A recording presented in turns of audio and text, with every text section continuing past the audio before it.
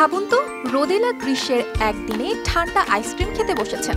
তবে এই আইসক্রিমে ভ্যানিলা বা চকলেট নয়, বরং মাছের। জি, ঠিকই শুনছেন, অনেক তো খেলেন ভ্যানিলা চকলেট, এবার সময় এসেছে মাছের আইসক্রিম টেস্ট করার। আইসক্রিম বাচ্চা থেকে বুড়ো সবারই যেন এক আবেগের জায়গা, আর এই আবেগের জায়গায় ভিন্ন এক স্বাদ যুক্ত করেছেন স্পেনের টোরুয়েলা ডে মন্টগ্রি শহরের খাবার বিশেষজ্ঞরা, যা খেতে চাইলে আপনাকে 25 ইউরো খরচ করতে হবে, আর তা হলো ইল মাছের আইসক্রিম।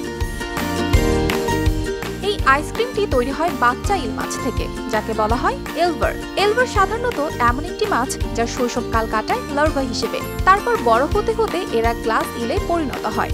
যখন তারা বসবাসের জন্য উপযুক্ত পরিবেশ খুঁজে পায়, তখন তারা পূর্ণবয়স্ক ইলে রূপান্তরিত হয়।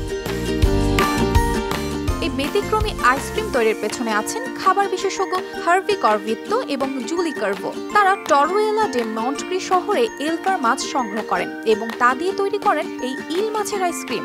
খাবার বিশেষজ্ঞরা জানিয়েছেন এটাই বিশ্বের সবচেয়ে ব্যয়বহুল খাবারের একটি, যা ভোক্তাদের সামনে ইল মাছের নতুন এক স্বাদ ও টেক্সচার তুলে ধরছে।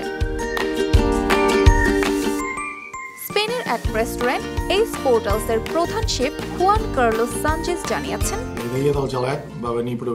ইল মাছের আইসক্রিমের মাধ্যমে এক নতুন ধরনের টেক্সচারের সঙ্গে পরিচিত হচ্ছেন ক্রেতারা।